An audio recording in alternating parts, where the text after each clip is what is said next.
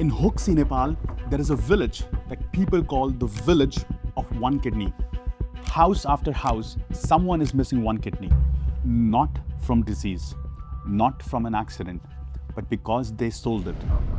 Now, when I read this story for the first time, I thought it sounded impossible. Like one of those stories that gets repeated. Because, it is shocking. Reporters who went there described men who could no longer do heavy farm works, men who moved carefully, and men who took lighter jobs at tea shops because their bodies never fully recovered. And then I found Shudhanta, a 13-year-old girl living in the middle of the story. And she had watched her uncle sell his kidney a few years earlier. He came back with money. Then the money ran out and his health started getting worse. He could not work the fields anymore. And then her father started talking about doing the same thing. So she begged him not to do. And she told the reporter that I think what we need is education. Build schools for us, create jobs for us, so no one has to be so helpless that they need to sell their kidney. That line stayed with me because she was not asking for sympathy. She was diagnosing the market. At 13, she understood something most adults miss. This did not start with a hospital. It starts with helplessness. But the part I could not stop thinking about was what happened after the kidney left the village. Because her uncle was not taken into a basement. He in fact walked into a private hospital which had licensed surgeons, air-conditioned waiting room, and consent forms. Everything looked legal, professional, safe, except it was not. Because in stories like this, the seller may receive as little as $700 and the buyer can pay up to $200,000 for the transplant package. Same organ, same surgery, two completely different lives. One person gets time and the other gets a scar.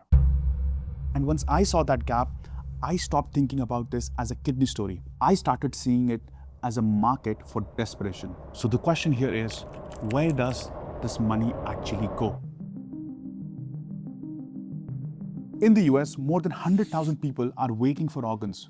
Most need kidneys. And every day, about 13 people die waiting. Now, imagine that is your mother. She is on a dialysis and her body is slowly getting weaker. So your family is watching the numbers and the doctors are careful. And the system is just telling you to wait since they don't have anything. And the wait could be 5 years or longer. So what do? Well, you start looking for alternatives, a shortcut. You start searching online, you start reaching out to friends who connect you with different people, and somehow you end up with this one person that we can call as the broker. And then this broker tells you that there is a faster way, a country you have never been to, and a hospital you have never heard of, a donor you will never meet. That's where the story comes to full circle. Because that's when the broker tells you that a kidney is waiting for you, as long as you're willing to pay. This is the buyer side of the gap, who is frustrated, waiting to find an alternative solution. And on the other side, we have Santosh, a 19-year-old from a village near Hoxi.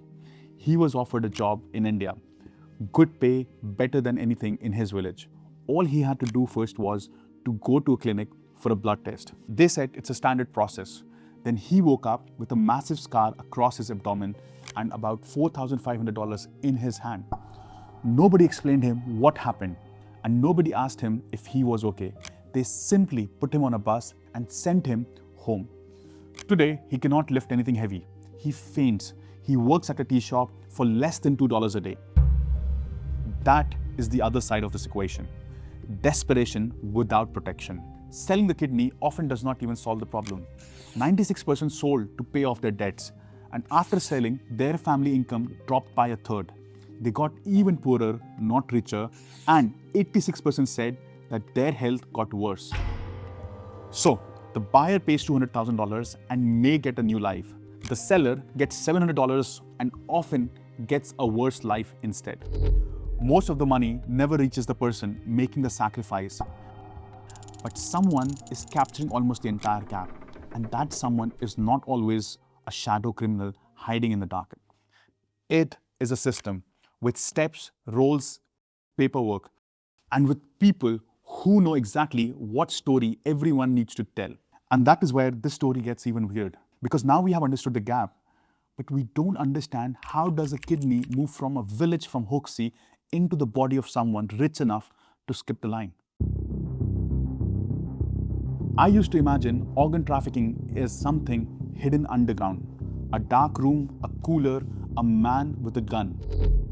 But the more I looked, the more ordinary it became. The buyer does not find the seller does not find the buyer. It's the broker who finds them both. And then he turns their emergencies into a transaction.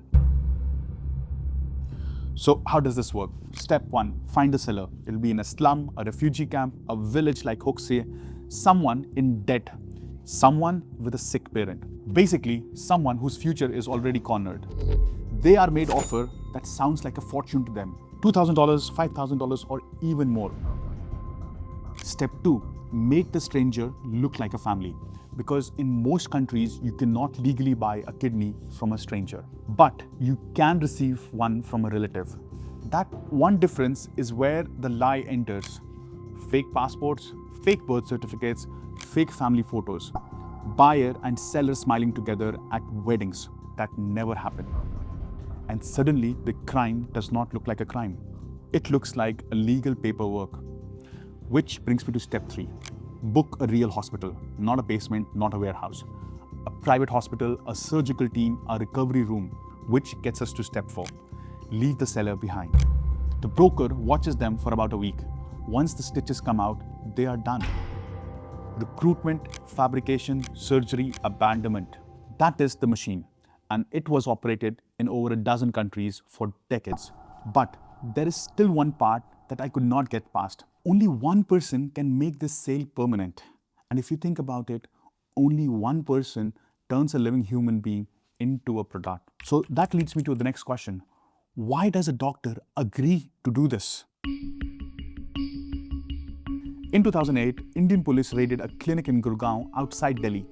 What they found was one of the largest organ trafficking operations ever uncovered. A doctor named Amit Kumar was accused of running kidney racket for years. Hundreds of kidneys removed and sold. And his common victims were poor people. Some were in fact lured with the job offers, but they end up waking with a scar that they never consented to. And then he charged buyers tens of thousands of dollars and paid sellers a fraction of that. And the part that should stay with you is not just what he did. It is that people tried to report him. Victims actually went to the police, filed complaints, named names, and still nothing happened. Because the people complaining were nobody. Absolutely nobody. They were the absolutely poor and lower income class people. And the people who were benefiting from this were rich and powerful. So everyone in the chain had a reason to look away. And then the broker has manufactured an absolutely believable story that basically pushes the system to go ahead with the surgery. So the doctors either are corrupt or they are part of the system that allows the surgery. And again, it would be easy to make this an Indian story, but it is not. The same logic has been documented in Kosovo, Egypt, Lebanon, Kenya, Israel, Iraq, and Brooklyn. So, different places, same machine, and this is where the system becomes more uncomfortable. Should you perhaps ban the market? Or what if the black market exists because the legal system leaves too many people on waiting? Should you legalize it, regulate it, or make the black market white? And here is an answer. One country tried that. Iran tried to answer that question the rest of the world is avoiding. In 1988, Iran legalized the sale of kidneys. Not through tourists, not through foreign buyers. A domestic system. Government compensations, health insurances for donors. So they placed rules around who could participate, and within 11 years, Iran eliminated its kidney waiting list. And at first, that sounds perhaps the right answer, except the deeper you look, the less clean it gets. Over 70% of Iranian kidney donors were poor. The rich still buy, the poorer still sell. So the waiting list has disappeared, but the exploitation did not. It just got a government stamp on it. And this is the trap. Ban the market and people die waiting. Legalize it and poverty becomes the supply. Ignore it and the brokers own the gap. And now, I wish this investigation ended up with a clean answer. It does not. This is what I keep coming back to. The market sells this as a medical solution, but Shuddhata saw it as a village problem, a poverty problem, and a future problem. And maybe she is right, because the machine does not start with the scalpel. It starts with a gap.